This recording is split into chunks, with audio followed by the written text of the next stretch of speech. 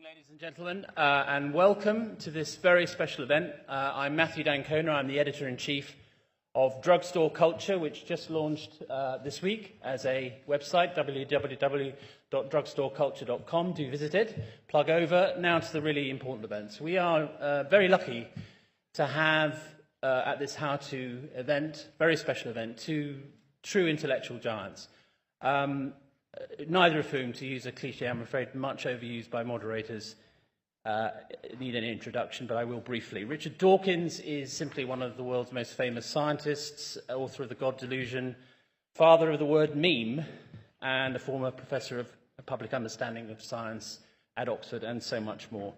Alan Lightman, an American physicist, and a member of faculty at Harvard and MIT, where he is now a professor of the practices of humanities, and unique in having held a dual faculty position in science and the humanities. His most recent book, which I'm sure he'll allude to, is Searching for the Stars on an Island in Maine. And our debate tonight will be about the clash or otherwise between science and the mysteries of life, the eternal verities, and so on. Each of the speakers will speak for 7 or so minutes. There will then be some questions from me, and then we shall take questions from the floor, winding up just after 8. So without any more ado, I'd like to invite Alan to come and speak.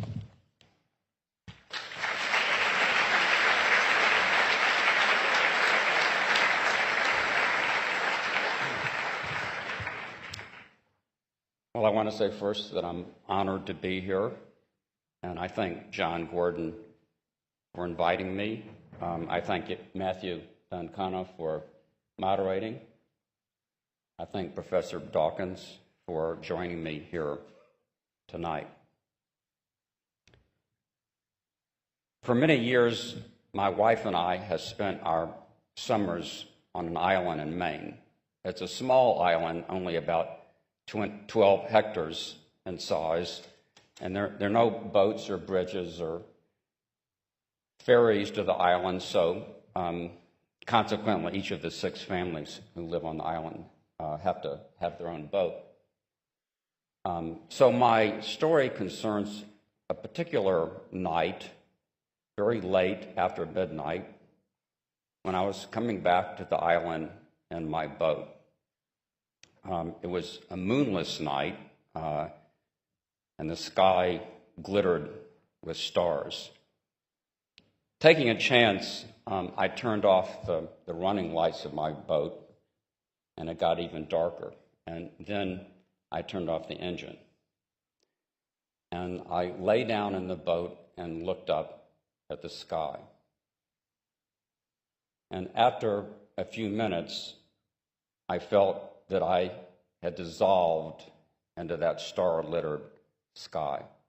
I felt like I was falling into infinity. I felt like I was becoming part of the stars. My body disappeared, the boat disappeared. And the vast expanse of time from the long distant past, long before I was born, to the long distant future, long after I would be dead, that vast expanse of time seemed compressed to a dot.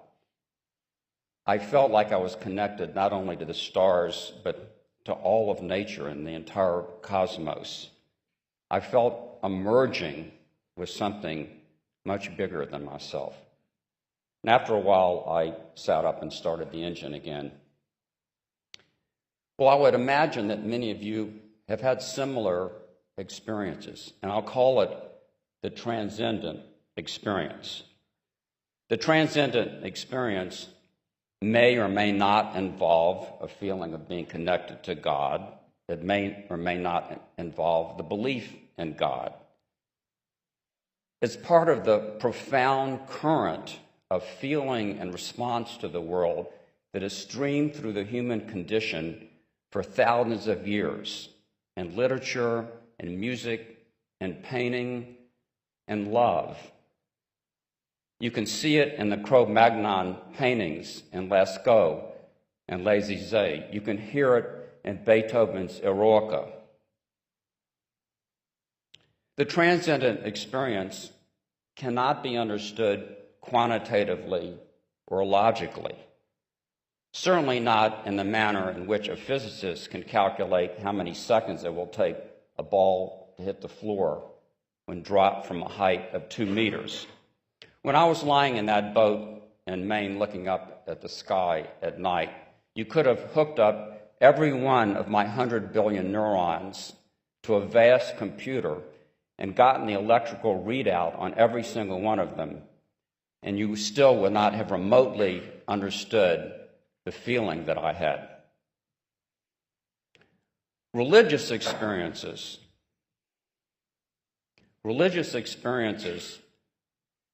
of the kind described in William James' great book, Varieties of Religious Experience, are of a piece with the transcendent experience.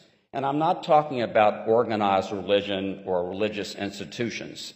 I'm talking about that personal, immediate, vital feeling of being connected to something larger than ourselves, and the need to express that feeling in some way. The transcendent experience can occur in science as well as in the arts and religion. Einstein wrote that the most beautiful experience we can have is the mysterious. It is the fundamental emotion that lies at the cradle of true art and true science, end quote. Einstein was talking about the transcendent experience. We're all familiar with the truths in science, the inverse square law of gravity, knowledge of the 4 molecules called nucleotides that make up DNA, the length of time it takes a planet to revolve on its axis.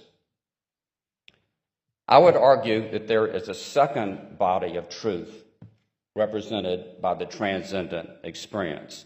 And although that second body of truth cannot be expressed in zeros and ones, or even articulated with any precision, we human beings recognize it and have recognized it for thousands of years.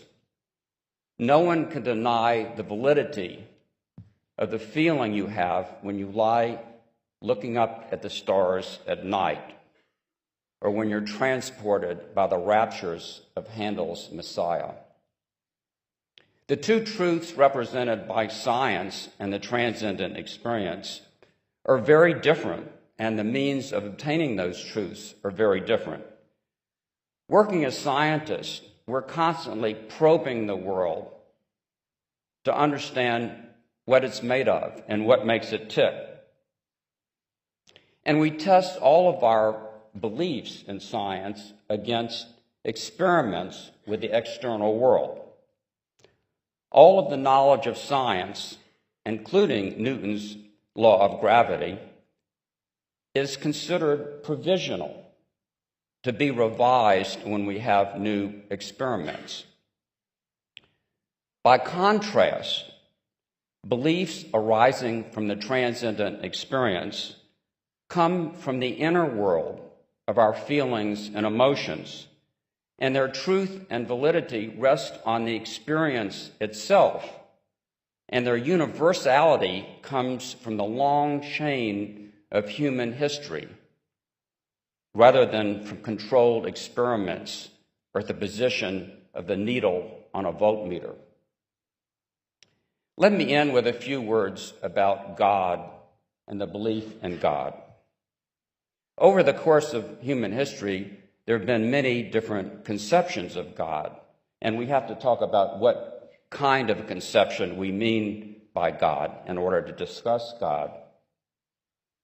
There's some conceptions of God, such as in the theology called deism, in which God is an intelligent being who purposely created the universe and then let it go.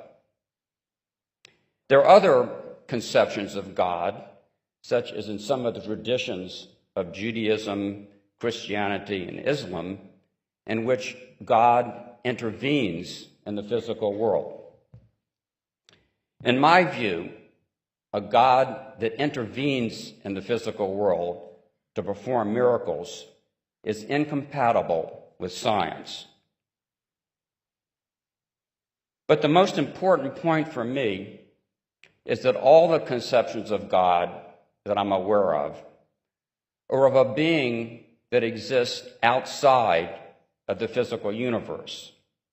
And therefore, science, which is restricted to the physical universe, can neither prove nor disprove the existence of God.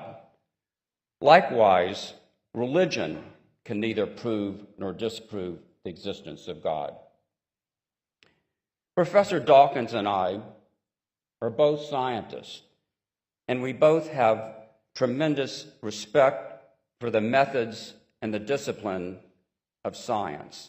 Science has brought us antibiotics and smartphones and an understanding of the Big Bang beginning of the universe. But science has a limited domain. Science does not describe all of the world, and certainly not all of human experience. The transcendent experiences of the arts, religion, and all the mysteries of human rapture work together with science to form the full kaleidoscope of human existence. Thank you.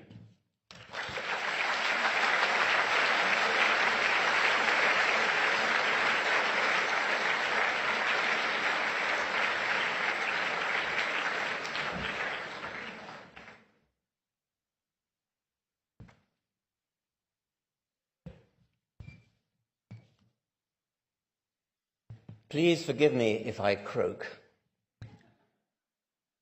It's because I had a stroke. Basal ganglion on the right makes me sound as if I'm tight. So if I'm reduced to squawking, Alan will have to do the talking.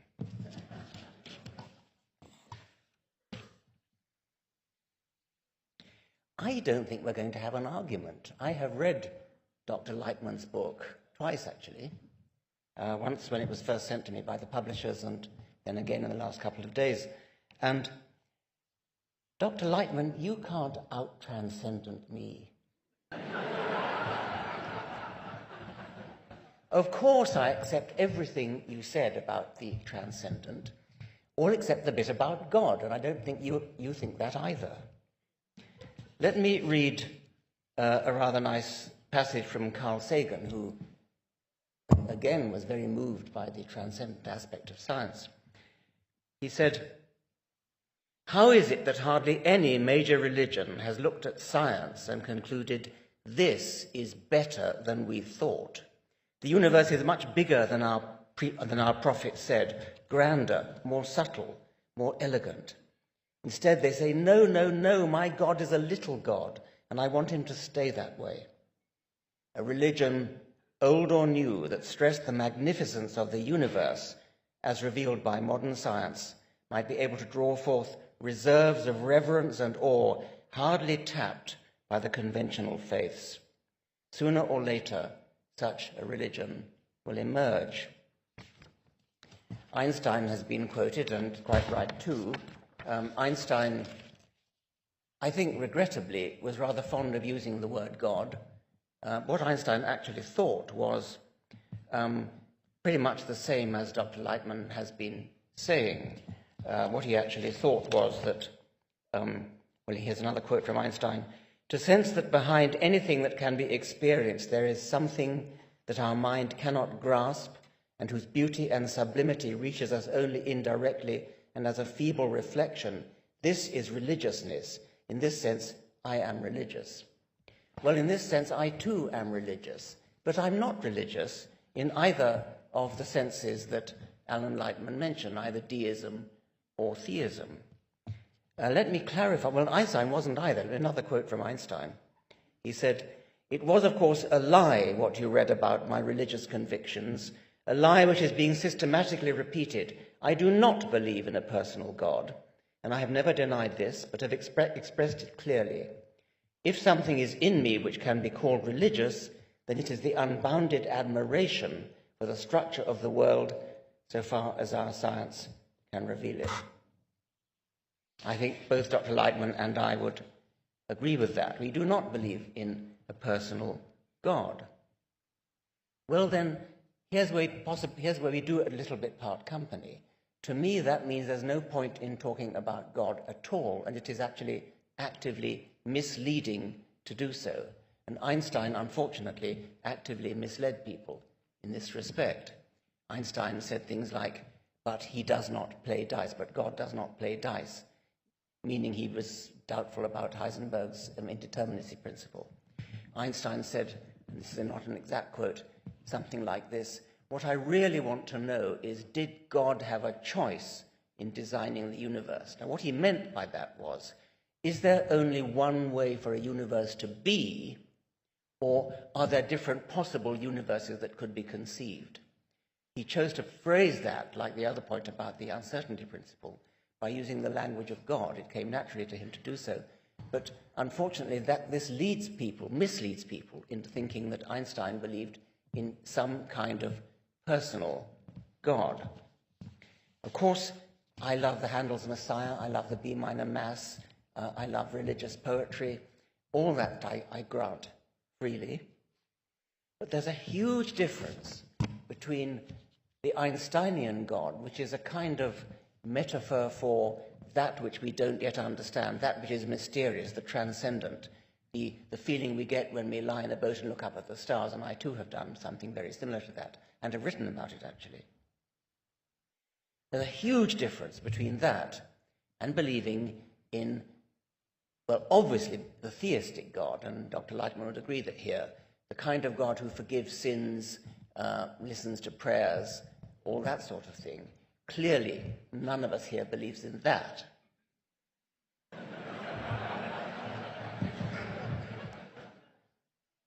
But Alan Lightman did seem to be hankering a little bit towards a deistic God, and I really do want to part company with him there, if indeed he does. A deistic God is not so ridiculous as a theistic God, but it comes pretty close, in my opinion. Having said, there's a great deal that's mysterious about the universe, a great deal we don't understand, a great deal we would love to understand, we want to understand, we're working on it. Having said all that, to give that a name, God, is a pure semantic trick. It doesn't help. It doesn't get you anywhere.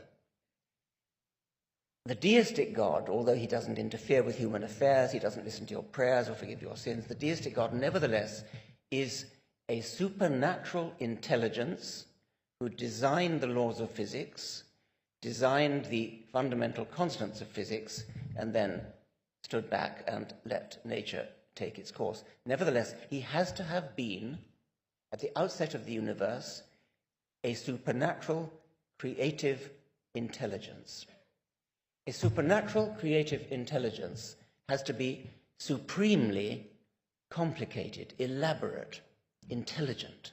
It has to be exactly the kind of thing that we are trying to explain, trying to understand when we do science. You are shooting yourself in the foot if you say that God, even the deistic God, started it all. I'm a Darwinian biologist, and I come at this from a slightly different angle. The Darwinian enterprise, the problem which Darwin solved, was the problem of explaining life. Before Darwin came along, life was by far the favorite argument for the existence of some kind of divine creator. William Paley himself, author of Natural Theology, said, the physical world, the world of astronomy, is not best suited to demonstrate the creator. With the exception of Saturn's ring, he said, there's not very much complexity out there. All the real complexity is in biology. All the real complexity is in things like eyes and elbow joints, which is why Paley devoted most of his book to biology. It was a stupendous problem. The very idea that you could explain the prodigious complexity of life, brains and kidneys and hearts and blood vessels, nervous systems, plants, chlorophyll, photosynthesis, hemoglobin, the very idea that you could explain such prodigies of complexity without any kind of supernatural supervision or design was an amazingly bold and seemingly impossible idea. No wonder no one thought of it before Darwin and Wallace came along. No wonder they just didn't bother to even contemplate the possibility that there could be an explanation for such marvels of complexity and apparent design. Well, Darwin solved it. Darwin solved even that big problem of explaining life. And we haven't got a similar Darwin, we haven't got a similar explanation for the origin of the universe. Physicists like Dr. Lightman are working on it. And one day they may solve it, one day maybe they won't. But what I think is that the Darwinian success in solving the big problem should give us courage and say, if that could be done, if the human mind was capable, in the shape of Darwin and Wallace, capable of solving that big problem and showing that you don't need a designer, you don't need a creator, however wonderful the world may be, however wonderful life may be, you don't need a creator. That should inspire us to go on to the remaining, admittedly quite big problem of explaining where the laws of physics come from, and we'll no doubt talk about that later. A universe with an intelligent creator in it, an intelligent creator who started it all off, would be a totally different kind of universe from a universe without one. The existence or non-existence of a God is a scientific question, a very interesting scientific question, a profoundly interesting scientific question. As I said, I think that the God hypothesis is a bad answer to the question of how the universe came into being, because I said it shoots itself in the foot. It doesn't explain anything, because it simply pushes back a stage the problem of where the great complexity comes from. A divine creator would have to be supremely complex. Alan Lightman quotes, I think, a friend of his called Don Page in his book, who says, oh, you don't have to worry about that. Maybe God's supremely simple. He cannot be supremely simple. A simple entity cannot possibly have the nous, the intelligence, to design the laws of physics and set the physical constants, let alone forgive your sins, etc. He cannot possibly do that. If you're going to say God is supremely simple, then you're not talking about God at all in any meaningful sense of the word. So let's be as transcendent as you like, but don't let's smuggle in some divine spook.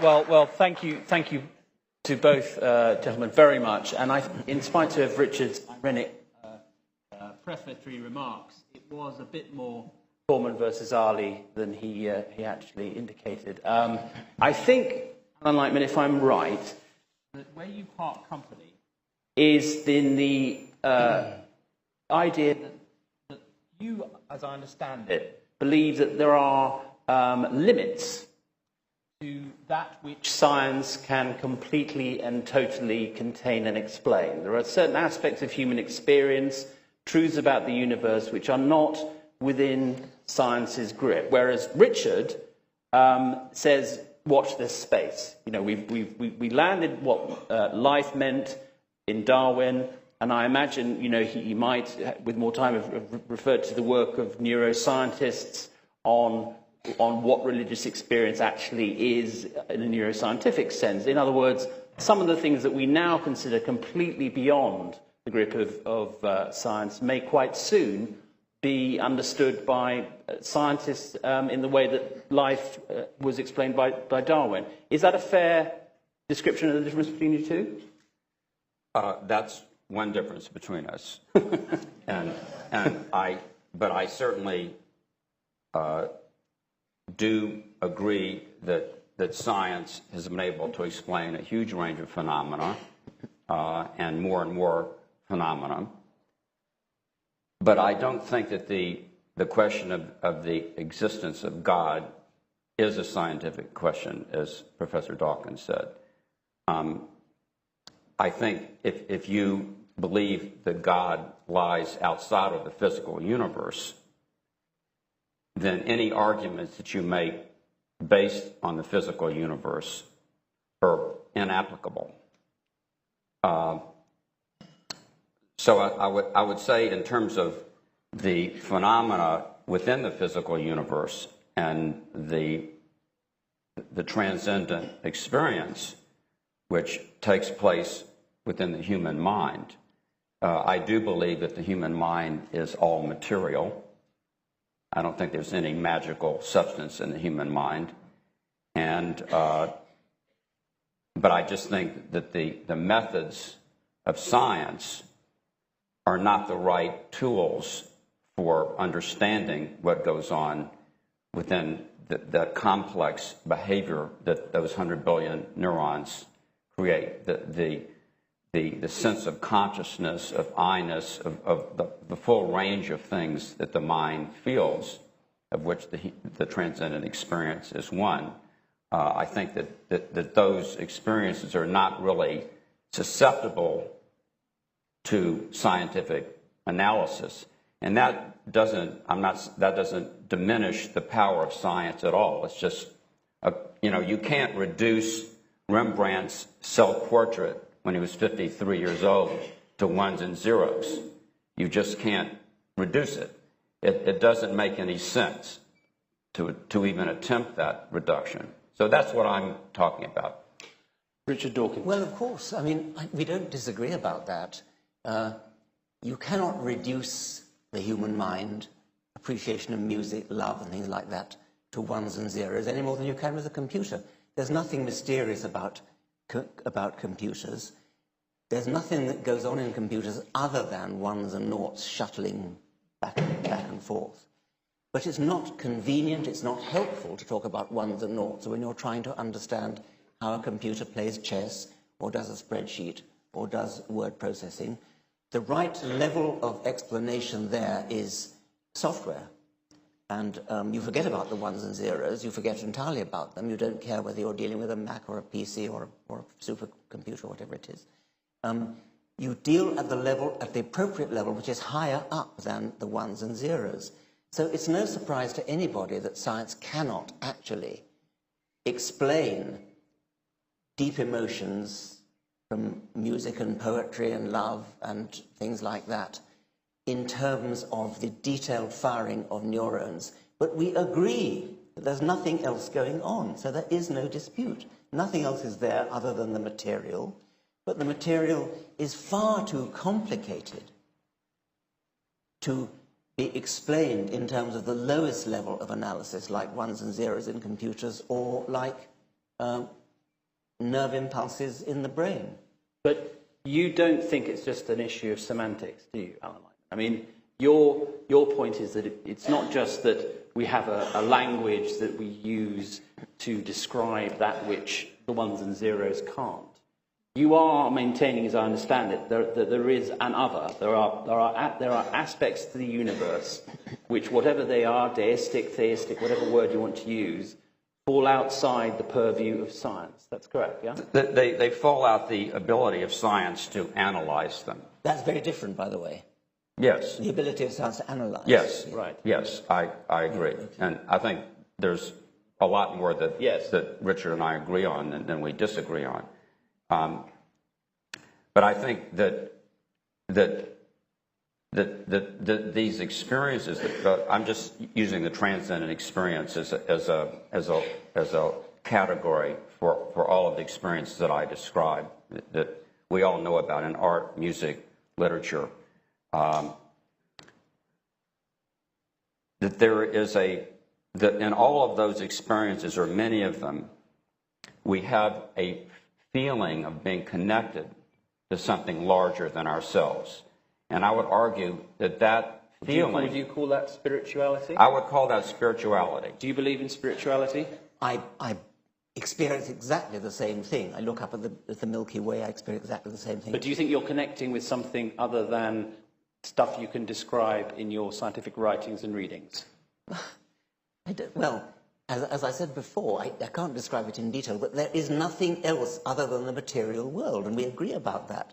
Of course, I have the same feeling of vanishing into the hole, whatever it was. I mean, I get Well, that do you, exactly. hang on a minute, though, do you? Because you say that there's nothing other than the material world, but you're saying, yes, there is only the material world, but there's also these other experiences. Now, that seems to me that you are saying... Which I share. Yes, but Alan, I think, is saying that there are experiences which are a connection with something. Now, what is that something?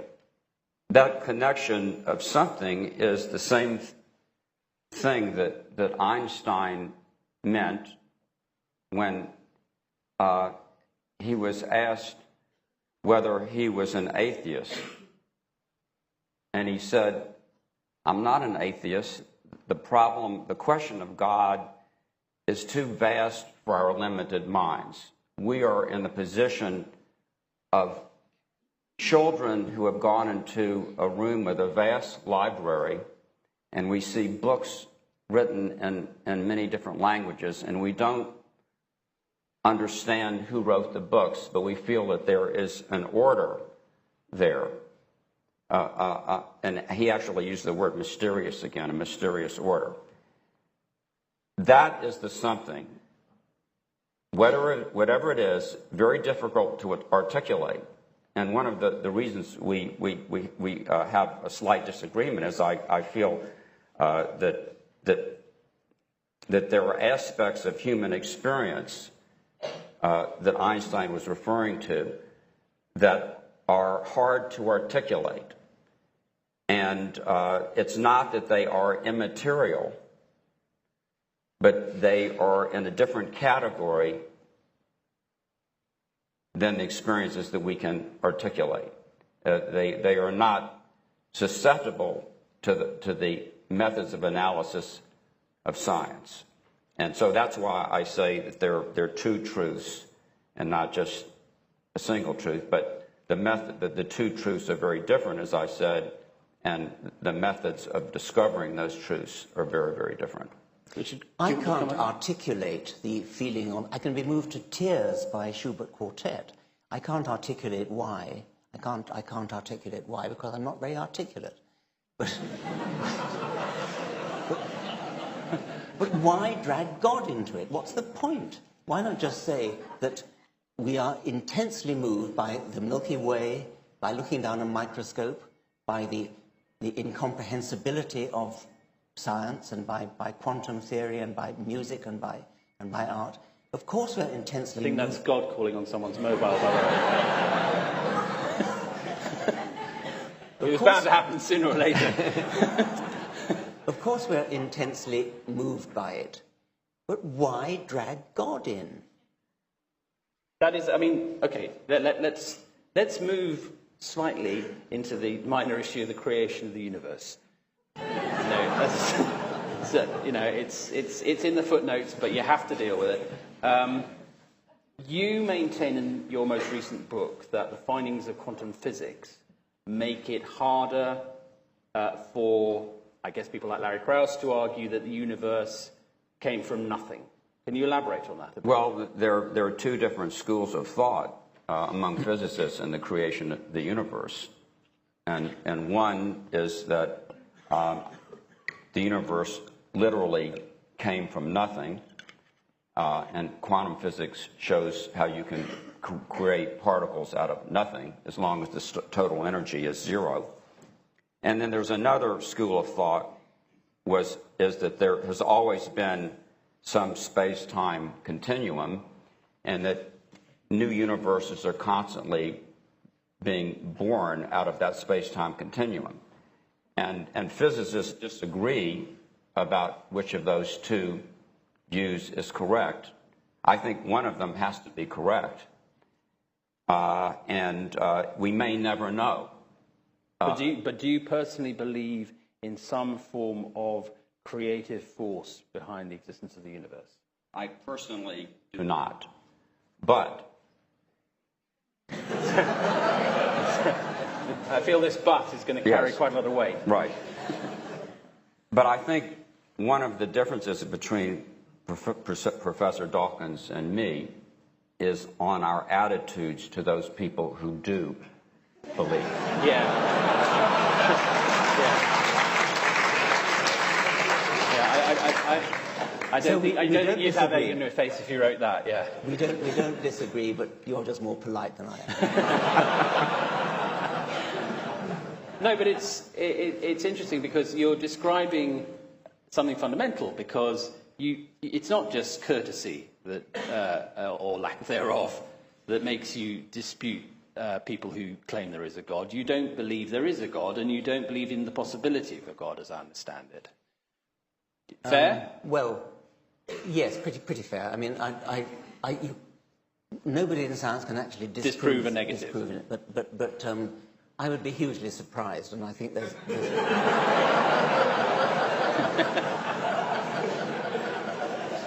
I think it's one of those things where you have to wait for positive evidence. It's like fairies and pink unicorns and things like that. I mean, we can't disprove them, but we have no reason to think that they are there. So we live our lives on the assumption that they are not. But I mean, leaving pink unicorns, which obviously exist, out of the equation for now, I take part of the disagreement to be that Alan does think that the transcendent may be, as it were, a rune that suggests that the question is more open than you think it is, correct? Probably, yes. Yeah. What I mean is, when yes. you hear Bach's Mass in B minor, yes. you don't think, makes you think. I mean, I think it's immensely beautiful, and take another work by Bach, this St. Matthew Passion, intensely moved by that as well. Although the poetry of the death of Jesus gets to me as well as fiction. I mean, you can be moved by fiction. Yes. You don't have to.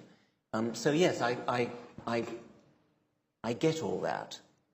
I think possibly it's because I'm a biologist and a Darwinian biologist that I am more negative about the idea of a creator than maybe a physicist would be. And I think this is because, as I've tried to say in my opening remarks, the triumph of Darwin was to show, contrary to all expectation, that you do not need something big and creative in order to make something big and beautiful and elegant and apparently designed. I've always been rather puzzled by why it took so long for humanity to tumble to the truth that Darwin and Wallace did.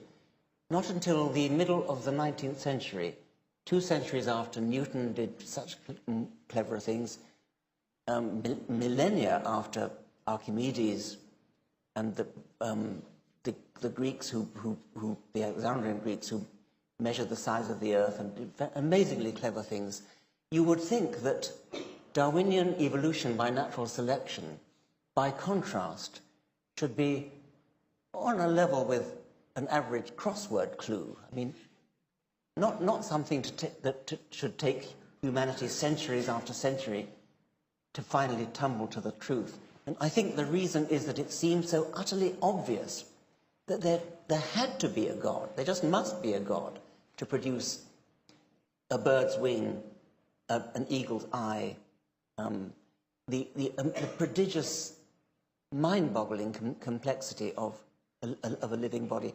How could it not be designed? And yet the triumph of Darwin was to show that it's not designed. And that's why I feel that when physicists, having accepted that, say, oh, well, we probably need a designer for the universe, I sort of feel, well, you've just shot yourself in the foot. You've just undermined the great triumph of the scientific enterprise, which was to explain life.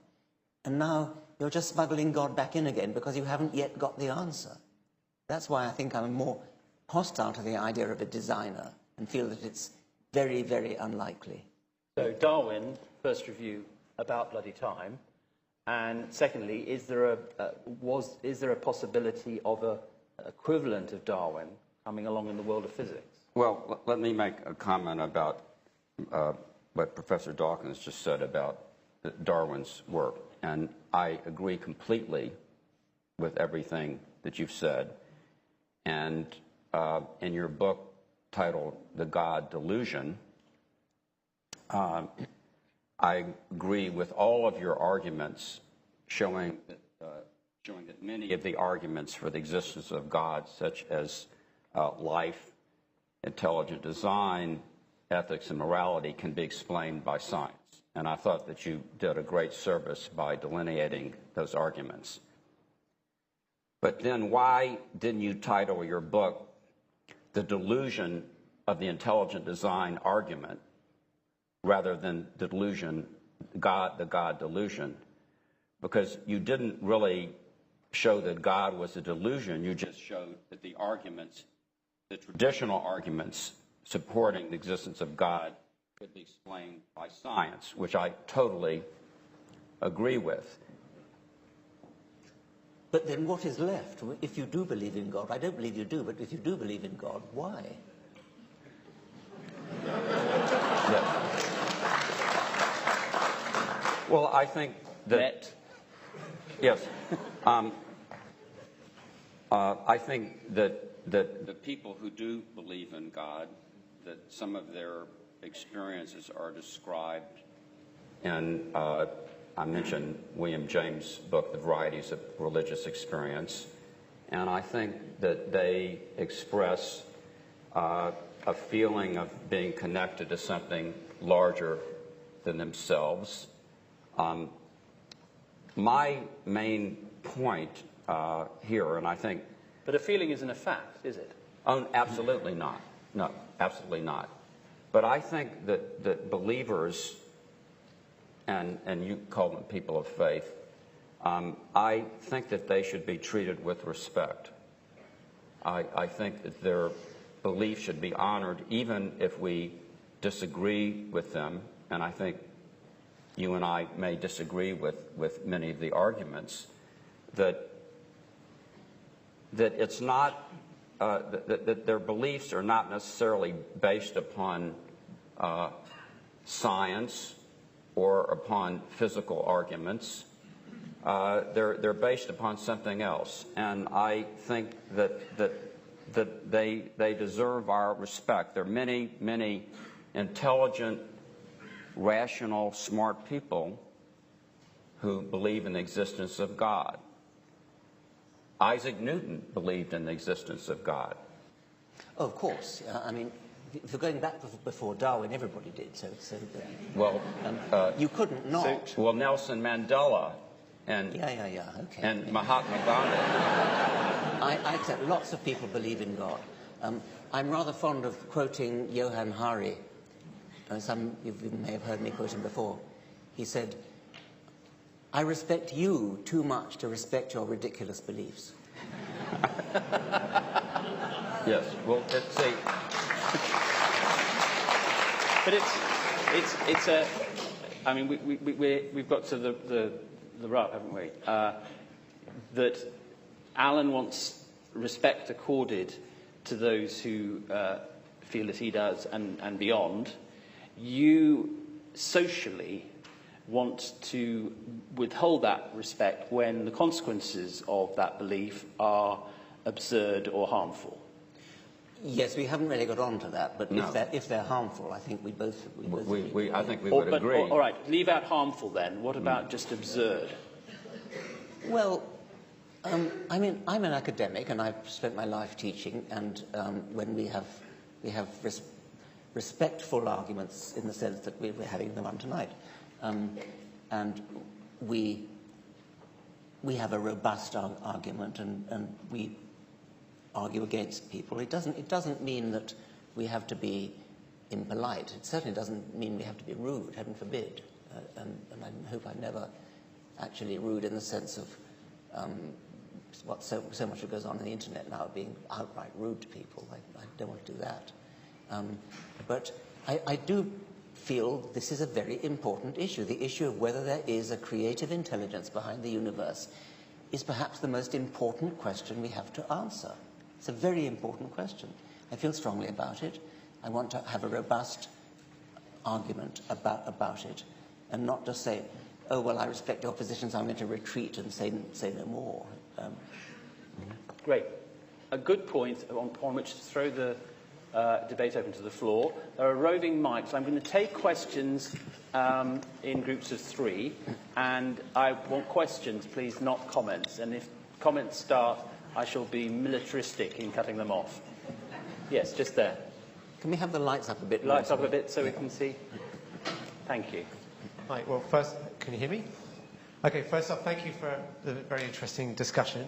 I wanted to ask Alan about your comment that you kind of corrected.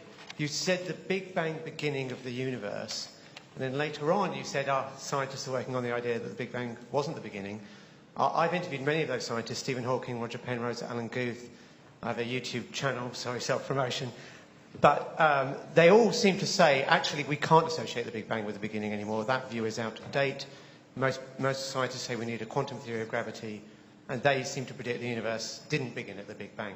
So why use phrases like Big Bang beginning? Isn't it sort of somewhat misleading? Okay, next one. Thank you very much. Just a little bit further up on the left. Gentleman in glasses, that's all right, I think. Just there. Thank you. I guess it's a question for Richard more. If science successfully answers all the questions of the universe and the discrepancies of certain physical laws, etc., religion would obviously be in trouble, but wouldn't science be in trouble as well? Because answering questions is the driver of science. Very interesting. And just here, this question. So you're just... Question for both. How do you feel about Nick Bostrom's simulation hypothesis? Sorry, could you speak up a little? Nick Bostrom's simulation hypothesis, if you're both open to the idea. Okay, so to repeat briefly, feedback there. Big Bang, good or not? Sorry, I'm a journalist, I'm always writing headlines. This comes natural. We rarely look up at the stars. Will science suffer as much as religion if we lose this sense of mystery and inquiry? And then a question that's far too scientific for me to explain. Gentlemen. What was the last, the highly scientific one about the simulation? I got that one. Okay. Okay. The simulation. See. So who's... Anna, do you want to go first? On the Big Bang Yeah. question? Yeah. Good or bad? Big Bang, do we like it? Yes. Well, in the scenario where there was a space-time continuum before the Big Bang, and when I say the Big Bang, I mean the creation of our universe. If there are many universes out there, and you can't even say out there because space doesn't really have a definition. You don't know how far there are, much space there is between the different universes. Then each of those universes would have its own origin from some kind of quantum event. And we've been pretty good at tracing the universe back to a tiny fraction of a second. We actually have information back from when our universe was only a tiny fraction of a second old. But the question of whether there were other universes before our universe is one that is an open question. And in fact, I don't see any way that science will ever be able to decide that question because, by definition, different universes are out of contact with each other now and forever. I don't know whether that's an answer to the question or not. Richard. If science does eventually answer everything, reach a kind of scientific nirvana, would that be a bad thing? I think the questioner was implying it might be a bad thing because there's nothing left to do. And in a way that's true because, of course, science, as he said, does flourish on questions that haven't yet been answered. It'd be very exciting, on the other hand, as well, wouldn't it? I mean, there'll also be plenty of details to work out. So I don't take a pessimistic view. I'm actually almost equally excited by the thought that we will never, ever be able to answer all questions on the one hand, or we will finally get a theory of everything. The third question, Nick Bostrom has made the suggestion that we are living in a simulation. It's been often noted, I think I first came across this in a rather good science fiction novel by Daniel Galloy called Counterfeit World. We might be living in a simulation. Simulation can be exceedingly vivid, exceedingly lifelike. We wouldn't know, we wouldn't have any way of telling whether we were or not, strictly speaking. And his idea is that we are being simulated by humans of the future. And so humans developed to such an extent that they became capable of creating a complete computer simulation of the world. And we are in it. And I would go so far as to say it's not totally impossible. He goes so far as to say it's absolutely inevitable. Okay, that's that. Great. 3 more questions, please.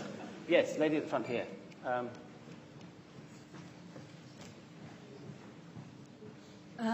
I would like to know where both gentlemen stand in relation to Kant's critique of pure reason. Have we really reached the limits of pure reason? Is it the case that pure reason is still, the boundaries are still being pushed back further and further, and we are still opening doors, which I think is Richard Dawkins' theory? I'm missing the key word.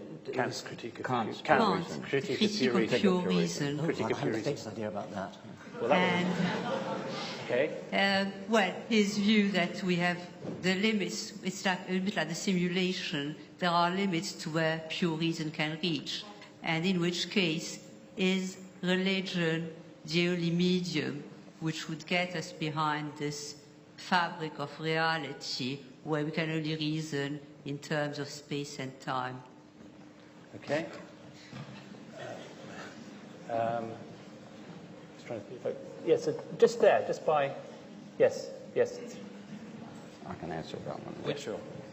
Would you agree that one reason why people believe in all concepts of God is one of biological function, and one of the main differences between humans and animals is that humans have this ability to have hope, which drives them forward to persevere and be so determinated, and they use this idea of a God out there to drive that biological function of hope to survive.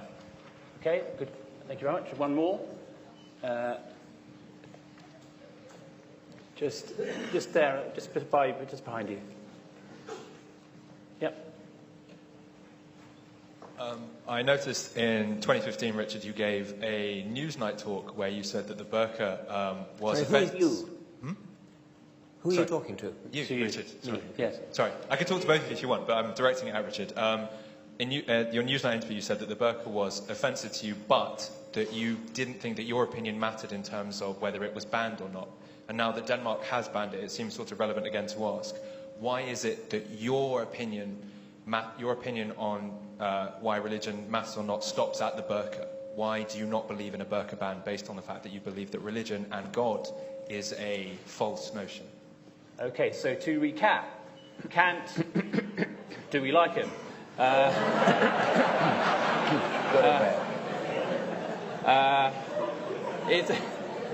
Is God in our DNA? And burqas, do we like them? Over to you, Professor.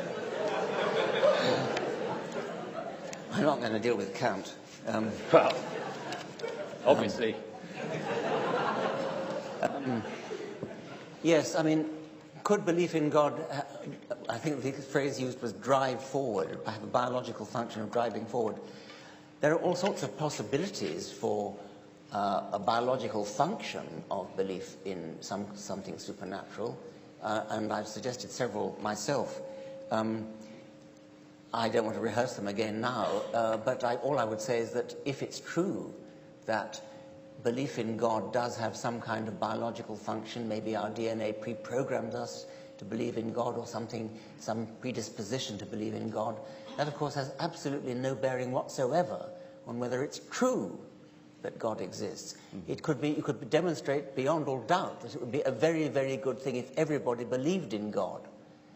It might help society in all sorts of ways, but that doesn't make it true. It might help us biologically as well.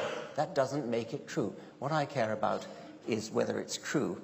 The burqa question, I think I've gone on record as saying that I do not think the burqa should be banned as it is in France. It seems to me that people should be free to wear whatever they like, and we shouldn't interfere with that. I worry a bit about whether the women who wear the burqa are wearing it of their own free will, as they sometimes say they are, or whether they are being coerced by their menfolk, as I strongly suspect they are in many cases. And that is a separate matter, but I don't think that the law should step in and say, thou shalt not wear a burqa. Alan, you boldly volunteered to deal with the pressing Kant question. So, go. My understanding of Kant is one of the categories of knowledge he had was the a priori synthetic, where we're able to understand the world. There's something hardwired in our minds as part of being able to think in the first place that allows us to come to certain conclusions about how the world works. And actually, Einstein worked in a manner that was similar to that in a way with his theory of relativity, and that he made certain postulates which were not the results of experiments. They were just conceptions out of his mind. And then later on, those conceptions were tested against experiment. And he felt that the truths of nature could no longer be discovered completely by experiment, that we also had to start with what he called the free thinking, of the free invention of the mind. But Einstein was a scientist, and he would have ultimately given up his theory of relativity if it had disagreed with experiment. And Can I just come in there? Yes. So you do want to talk about Kant? I want to talk about Einstein. Exactly to the point that Alan has just made. When Eddington went to, I forget which island it was, immediately after the First World War, to exploit the fact that there was a total eclipse of the sun so that he could test the theory that the light from distant stars was bent in the way that he predicted. Eddington found that Einstein's prediction was triumphantly verified. And somebody asked Einstein, what would you have said if Eddington had not verified your prediction? He said, then I would have felt sorry for the dear Lord. The theory is correct. Right, we have time for a cheeky couple of extras. Come on, ladies, let's not be... But he didn't really feel that way. Is it... No. Yes, excellent. Lady there. Hello.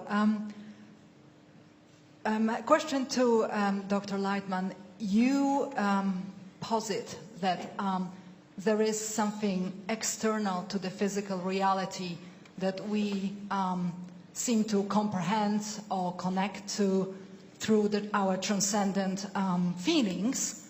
I would like you to perhaps elaborate.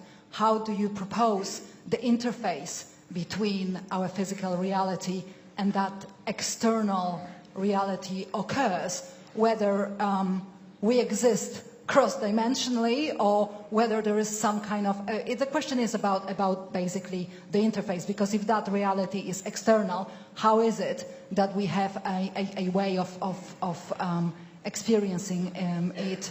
And the question to Professor Dawkins is, we talk a lot about, in this discussion, science versus religion, about hard sciences, experimental sciences, biology, and physics, chemistry. But what about other more sort of conceptual sciences? Nevertheless, the queen of sciences, mathematics and philosophy.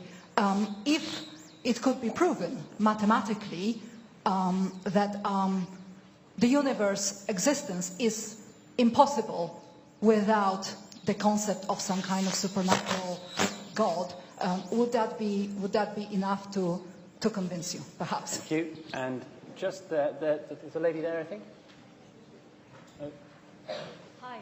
So I noticed that you didn't mention Hinduism in your speech, Alan. So I say this because you mentioned monotheistic religions, not polytheistic. And in Hinduism, there's 33 million gods, and there's also a mention of time being relative and gods going into the past, future, and present. So I was just wondering what your thoughts were on that. And also, like, there is also a mention of a god who kind of creates the illusion to human beings as well of time and religion. And my second question is... this is a cheeky four question. This is very unsound. I mean, there's a law that states in physics that it's assumption that time and space exists throughout the whole of time, or, sorry, I've just got it written down here. And the third question? Yes. No. Sorry. Yeah, all laws hold at every time and place in the universe, but that's unproven, so wouldn't that make, because that's a belief, wouldn't that make science a religion itself? Okay, I think I got the last bit. I didn't hear any of that. It was about the space-time continuum, yes? And whether it has become a religion in and of itself, correct?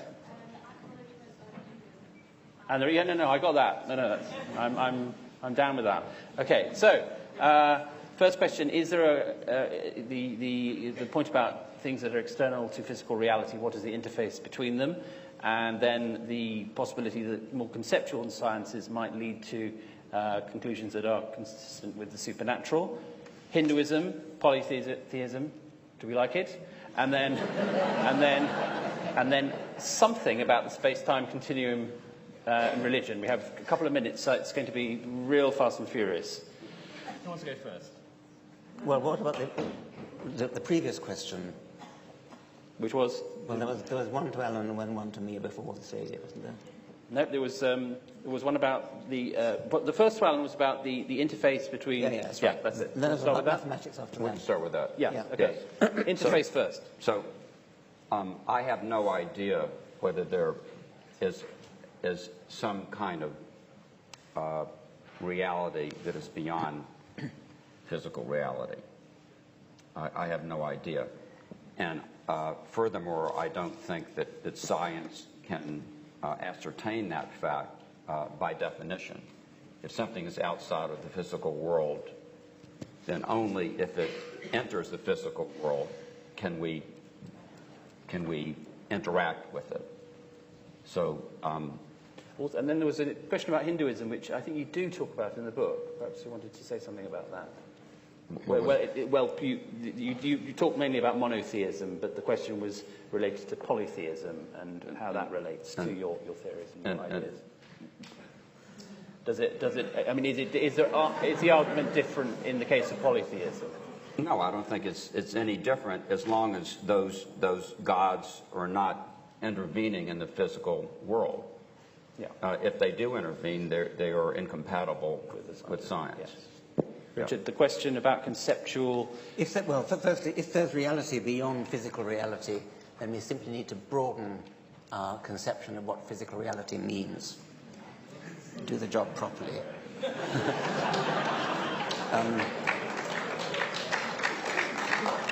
There was a question about mathematics, whether... Yes, whether the conceptual sciences might... somehow it could be proved mathematically there had to be a God. I'm not quite sure what that would mean. I mean, Carl Sagan, in his science fiction novel Contact, did actually raise that possibility. It's an interesting idea. He had his heroine, who was called Ellie, calculate the constant pi out to the umpteenth decimal place, not decimal because she did it in binary. And when she laid out beyond the umpteenth binary place of pi, and put it into a matrix, it turned out to be a field of zeros with a 1 bisecting the diameter. So this was the hand of God, the signature of God in the very fabric of mathematics. Carl Sagan, of course, himself knew that was perfect nonsense. But it was an interesting way of putting that point. I can't conceive of what it would even look like to prove mathematically without premises that there had to be a God. But I'm interested in the science fiction possibility which Carl Sagan realized. Thank you. I'm afraid the space-time continuum has caught up with us, which I regret very much, because we could go on for a long time with these two amazing gentlemen. I believe that you'll be signing books afterwards? Yes. Yes? Yeah. And I've just received a text to say that God will be signing his new book, The Dawkins Delusion. So that book exists, by the way. He's in a bit of a mood. But please join me in thanking these two remarkable scholars.